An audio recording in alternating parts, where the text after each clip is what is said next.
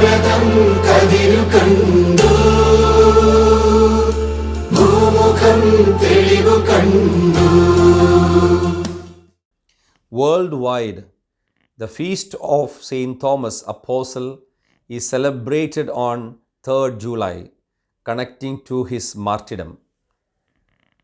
I love this apostle not only because he is the apostle of India who brought the faith to the Indian soil, but also for his love, his serious mindedness for the missionary activities as per the will of Jesus.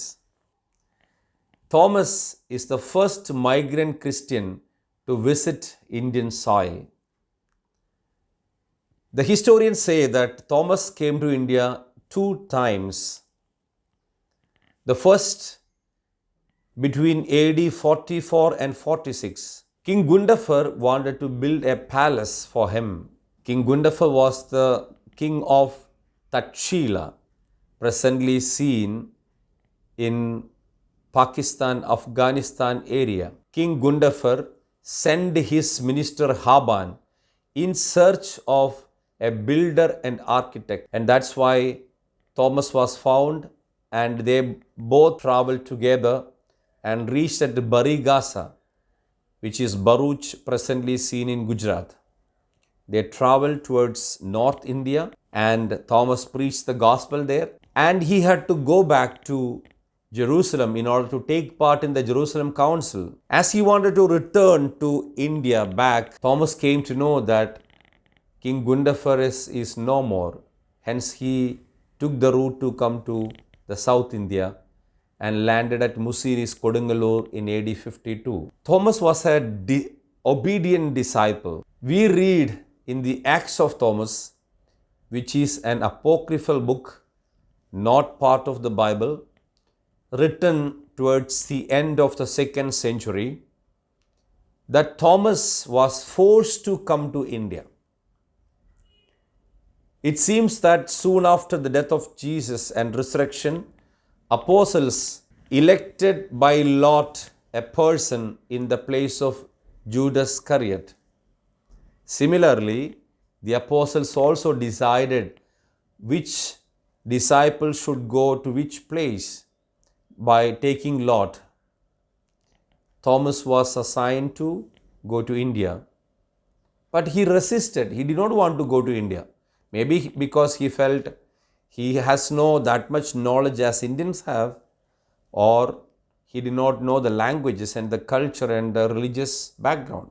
In any case, that night, Lord Jesus appeared to him and told Thomas, "Fear not, Thomas. Go to India. My grace will be there with you." When Apostle Thomas believed and understood that it was the will of God, it was the will of Jesus to go to India, he immediately said yes and came to India. Thomas loved our Lord so much, very deeply. We see in 3 passages in the Gospel according to Saint John how Thomas was getting involved as an apostle. Chapter 11, we read, as Lazarus was sick and dead, Jesus wanted to visit him, and the other apostles said, "It is dangerous to go there," as the Jews were searching for him. Thomas, being a very bold man, said, "Let us all go and die with him."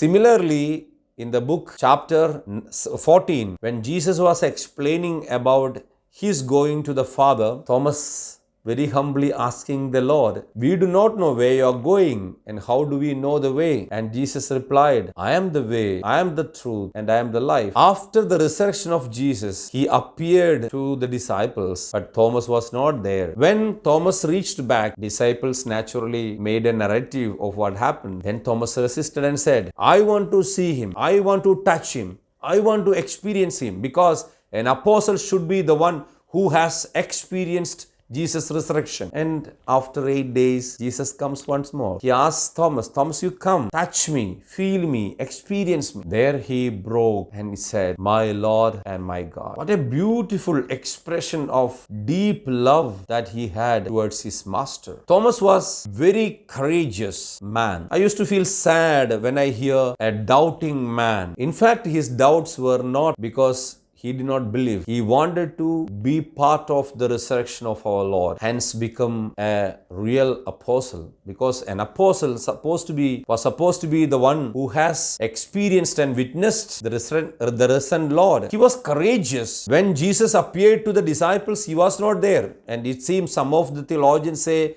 that Thomas was out because he was courageous to go out. Thomas took the most difficult, longest journeys to come to India 2 times. He received a martyrdom. He even built a palace in heaven. In fact, I used to get terrified when I used to think this King Gundaferes wanted to build a palace for him on this earth in Takshila. And Thomas, after having spent the whole money sharing with the poor and needy, he makes a statement, I have built a palace in heaven. He was courageous to proclaim Jesus. He was daring to face the problems if King Gundaferes was furious. A man who really dared to proclaim his gospel. Thomas was a zealous missionary. When we look at his life, almost 40 years after the resurrection of our Lord, he lived. He died in AD 72. So these 40 years, where was he? We know he came to India. India was very big. But he not only preached the gospel in India, but he preached the gospel in Persia,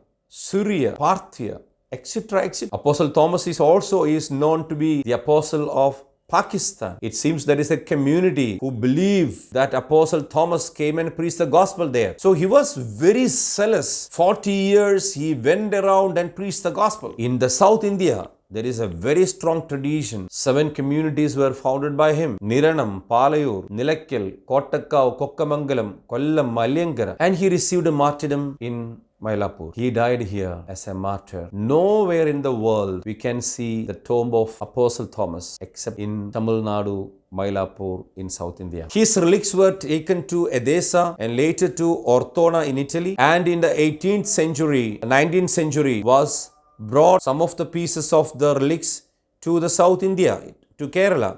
One very important piece of his relic is kept in the Diocese of Kalyan in its cathedral. So Apostle Thomas died in South India and his relics are seen in South India. It is interesting to note from the 2nd century itself, many different travelers and fathers of the church have very emphatically said the apostolicity of Thomas in India. Panthenus, towards the end of 2nd century, has very clearly stated after he visiting in order to strengthen the faithful here in India. Then Mar Ephraim, Mar Ambrose, Eusebius, Clement of Alexandria, Gregory Nazianzen, Gregory of Tours, etc., etc. They all have spoken that Apostle Thomas has done his great missionary work in India and he died in India, in South India as martyr. Didascalia Apostolorum also speaks about the apostolicity of Apostle Thomas in India. These all facts very clearly prove that Apostle Thomas preached the gospel in India. When we see the faithful, the communities, the flourishing churches, the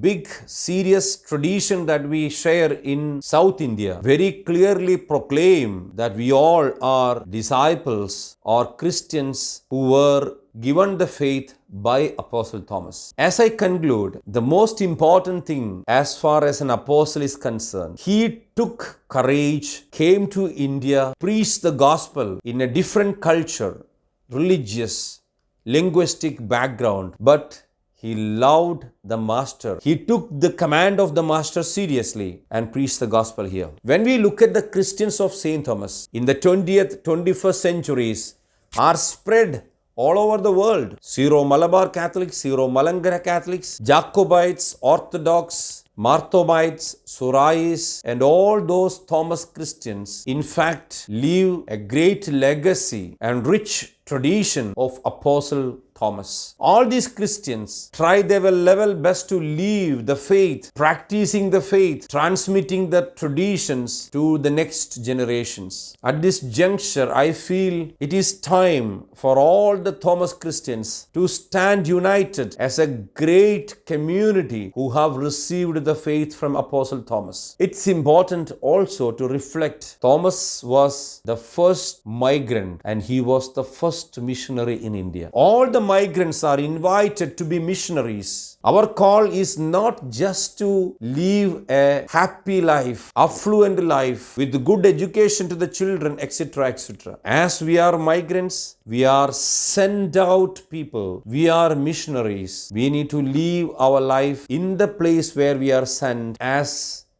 great missionaries of Jesus, preaching the gospel. Imagine if Apostle Thomas, after coming to Kerala, got settled there with a beautiful house, maybe also marrying a beautiful Keralite girl, living with his children a happy life, we would not have heard the gospel. We would not have known the Lord Jesus. When he was sure of his call, when he was convinced of his missionary role, he spent his whole life, 40 years, as a great missionary. My dear brothers and sisters, as we celebrate the martyrdom, the great feast of Apostle Thomas, let us pledge ourselves to be missionaries of the Lord wherever we are, transmitting our faith and tradition to the next generation. Nowadays, there are quite many people who are not interested in transmitting the faith to the next generation. They just get adapted to the new situations and go ahead. They even forget the great faith treasure that we have. They just forget